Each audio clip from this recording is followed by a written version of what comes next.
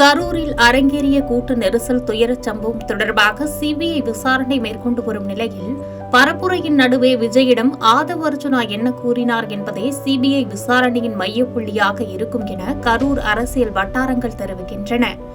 கரூரில் கடந்த செப்டம்பர் மாதம் 27ஆம் தேதி தமிழக வெற்றிக் கழகத்தின் தலைவர் விஜய் மேற்கொண்ட பிரச்சாரத்தின் போது கூட்ட நெரிசலில் 41 பேர் உயிரிழந்த சம்பவம் நாடு முழுவதும் அதிர்ச்சியையும் சோகத்தையும் ஏற்படுத்தியது. இந்த சம்பவம் தொடர்பாக பல்வேறு விமர்சனங்கள் மற்றும் பல்வேறு குற்றச்சாட்டுகள் எழுந்து வந்த நிலையில் இச்சம்பவத்தை விசாரிக்க சிபிஐயை உச்சநீதிமன்றம் களமிறக்கியது. இதன் தொடர்ச்சியாக கரூருக்கு வந்திறங்கிய சிபிஐ அதிகாரிகள் கரூர் அரசு சுற்றுலா மாளிகையில் தங்கி தொடர் விசாரணையை மேற்கொண்டு வருகின்றனர். இந்த சம்பவம் தொடர்பாக சம்பவ இடத்தில் இருந்த தவிக நிர்வாகிகள், ஆம்புலன்ஸ் ஓட்டுநர்கள், மின்சார ஊழியர்கள், கூட்ட நெரிசலில் காயமடைந்தவர்கள் என அனைவரையும் அழைத்து சிபிஐ அதிகாரிகள் தினமும் விசாரணை மேற்கொண்டு வருகின்றனர். சிபிஐ விசாரணையில் மிக முக்கிய சாட்சியமாக நடிகர் விஜய் பரப்புரை மேற்கொண்ட பிரச்சார வாகனத்தில் அமைக்கப்பட்டிருந்த சிசிடிவி காட்சிகள் கிடைக்கப்பட்டிருப்பதாக கூறப்படுகிறது. விஜயின் பிரச்சார வாகனத்தில் அமைக்கப்பட்டிருக்கும் சிசிடிவி காட்சிகள் மிக துல்லியமாக காட்சிகளை பதிவு செய்யக்கூடிய வகையில் வடிவமைக்கப்பட்டிருப்பதாக கூறப்படும் நிலையில் சம்பவம் அரங்கேறிய அன்று நிகழ்ந்த அனைத்து காட்சிகளும் சிசிடிவியில் பதிவாகி இருப்பதாகவும் கூறப்படுகிறது. இந்த காட்சிகளை அடிப்படையாக கொண்டு சிபிஐ அதிகாரிகள் விசாரணையை தீவிரப்படுத்தியுள்ளனர்.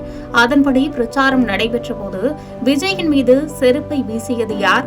பிரச்சார வாகனத்தில் இருந்து விஜய் எத்தனை தண்ணீர் பாட்டில்களை கூட்டத்தில் வீசினார்? அவ்வாறு வீசப்பட்ட தண்ணீர் பாட்டில்கள் கூட்டத்தின் எந்த பகுதியில் விழுந்தது? கூட்டம் நடைபெற்ற போது ஆம்புலன்ஸிற்கு போன் செய்து அழைத்த நபர் யார்? பிரச்சாரத்தின் போது மின்சாரம் அணைக்கப்பட்டிருந்தால் அதற்கு யார் காரணம் எனவும் சிபிஐ அதிகாரிகள் தொடர்ந்து விசாரணை மேற்கொண்டு வருகின்றனர்.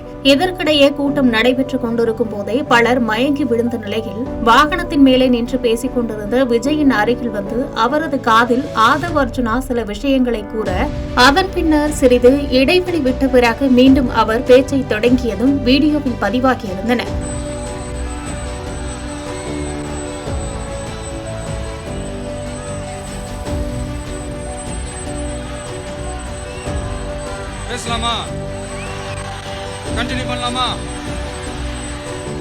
பரப்புரையின் போது சில நிமிடங்கள் பேசுவதை நிறுத்தும் அளவிற்கு விஜயுடன் ஆதவ் அர்ஜுனா என்ன கூறினார் என்பதே சிபிஐ அதிகாரிகளின் முக்கிய கேள்வியாக அமைந்துள்ளது. சிபிஐ விசாரணை வளையத்திற்குள் விஜய், ஆதவ் அர்ஜுனா உள்ளிட்ட தவிகவின் முக்கிய தலைவர் இன்னும் வராத நிலையில் அவர்களிடம் மேற்கொள்ளப்படும் விசாரணையின் போது இது குறித்தான தகவல்கள் கிடைக்கும் என சொல்லப்படுகிறது.